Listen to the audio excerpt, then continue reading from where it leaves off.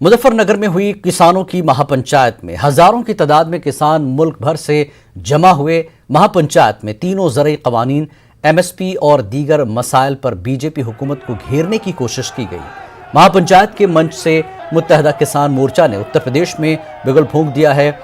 राकेश टिकैत ने कहा कि किसानों के मसाइल और मुल्क से बेरोजगारी जैसे मुद्दे इस प्रोग्राम का मकसद हैं। उन्होंने कहा कि मौजूदा हुकूमत किसान या आवाम के लिए संजीदा नहीं है, वरना अब तक किसानों के मसाइल का खातिर ख्वाह फैसला हो चुका होता। टिकैत ने यह भी साफ कर दिया कि किसान तंजीमों ने किसी जमात की हिमायत नहीं की है और संयुक्त किसान मोर्चे का कोई लीडर चुनाव नहीं लड़ेगा।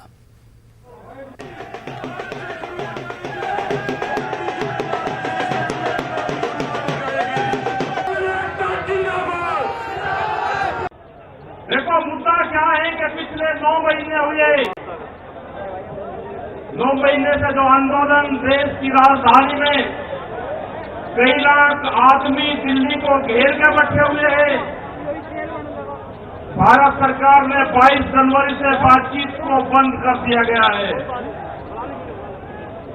आंदोलनरत में जो हमारे शहीद किसान हुए करीब 650 से ज्यादा, अरे इसमें मत कर भाई, हमारे जितने भी बॉर्डर हैं, हमारे शहीद किसान वहां पे हुए। प्रधानमंत्री भारत सरकार ने एक भी जवाब ये नहीं दिया कि हम 1 मिनट का मौन धारण करेंगे।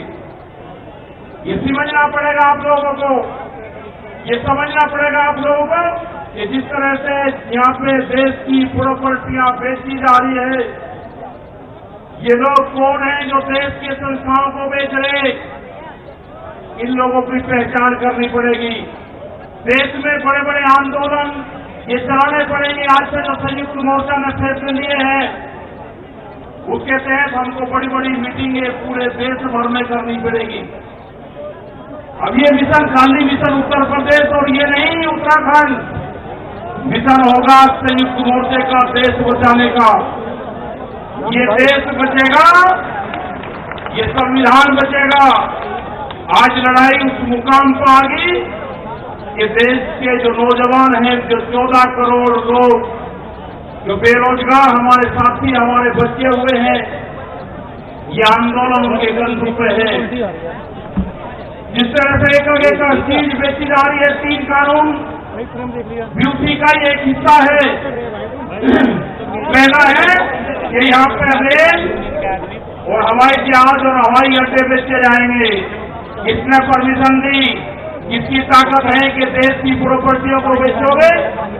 आपने घोषणा पत्र में नहीं लिखा, देश की जनता को धोखा दिया। धोखा नंबर 1।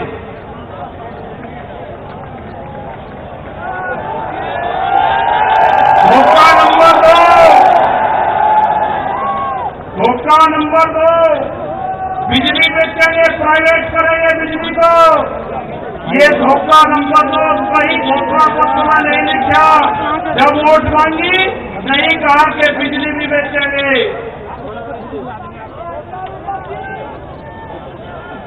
ये सड़क बेचेंगे, पूरी सड़कों पर टैक्स लगेगा और NH के आसपास 500 मीटर तक अपनी कोई चाय की दुकान और गुमटी भी नहीं लगा सकता। अगर किसी ने चाय का पत्ता रखा तो वह जमीन उसकी गांव समाज में नहीं होगी। ये सड़कों को बेचने का काम करेंगे। ये देख लेना क्या क्या चीज बिक्री है। ये सेल फॉर इंडिया का बोर्ड देश में लग चुका है।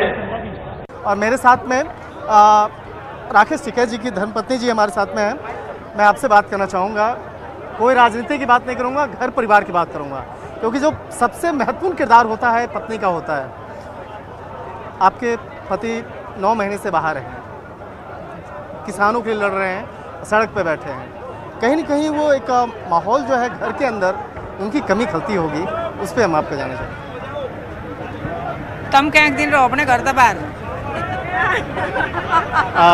मैं हिंदी में समझना चाहूँगा, क्या आपने बोला?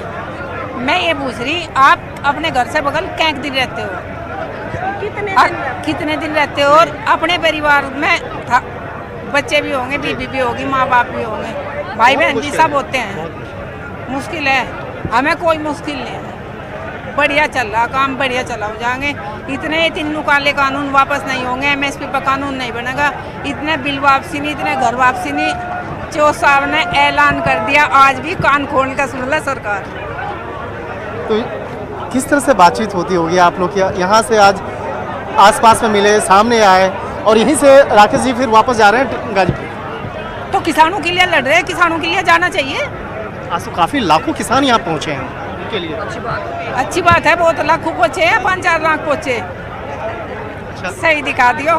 जो सबसे ऐतिहासिक मोमेंट था वो शायद आज मीडिया ने कैप्चर नहीं करा है। हमारे भाभी ने आज जब मुजफ्फरनगर में भाई ने एंट्री की है तो इन्होंने उनको हार पहनाकर फूलों से स्वागत किया है, जो आज किसी मीडिया चैनल ने मुझे लगता है कवर नहीं किया गया है। वो सबसे ऐतिहासिक और एपिक मोमेंट था जब भाई को भाभी ने हार पहनाया और फूलों से स्वागत किया। तो भाई ने भी ऊपर से अपने जितने हार थे भाभी को पहनाए और गाड़ी में कुछ मीलों तक उनको साथ पकड़ के गाड़ी में ये भी गए हैं। तो ये सारा ऐतिहासिक मोमेंट था जो हमें लगता है कि बहुत ज़्यादा इतिहास में लिखा जाएगा, क्योंकि सबसे ज़्यादा जो है ना इन्होंने इस आंदोलन में मतलब पूरा सपोर्ट किया उन्हें। ठीक है, जब तक घर की औरत सपोर्ट नहीं करती है, अब इनको देखो आपकी कोई इनको शिकन नहीं है इनके चेहरे पे कि वो आए हैं और चले भी जाएंगे, घर नहीं जाएंगे। नहीं, ये समझना चाहेंगे कि आप सभी सहेलियां हैं, एक घर परिवार जैसा आप लोग का है, इस आंदोलन में आप लोग जुड़े हुए हैं,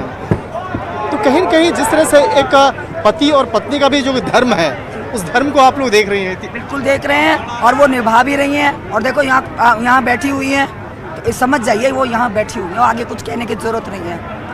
वो यहाँ तक आई, सपोर्ट पूरा है नहीं है, बोलिए है, बस उसमें कुछ कहने की हमें जरूरत नहीं है, आपको दिखाई दे रहा है। इस परिवार का इतिहास रहा है ये बाबा जी के टाइम से कि यहाँ महिलाएं भी और जितने बच्चे भी हैं ना वो उसी रंग में रंगे हुए हैं पूरी तरीके से। ये देश के लिए सोचते हैं, किसान के लिए सोचते हैं और किसी के लिए इनके दिमाग में कुछ नहीं। निश्चित तौर पे यहाँ पर देखा जाए, यहाँ की मिट्टी के लिए, किसानों के लिए पूरा का पूरा परिवार समर्पित है और शायद इसी का असर है कि पूरा परिवार आज एक साथ है और एकजुट है। और इनका साफ तौर पे कहना है कि जब तक ये लड़ाई चलती रहेगी, ये ऐसे ही अपने पति का और इन तमाम किसानों के साथ में खड़े हैं। वीडियो जर्नलिस्ट बिनू के साथ शंकर आनंद, न्यूज़ 18 मुजफ्फरनगर।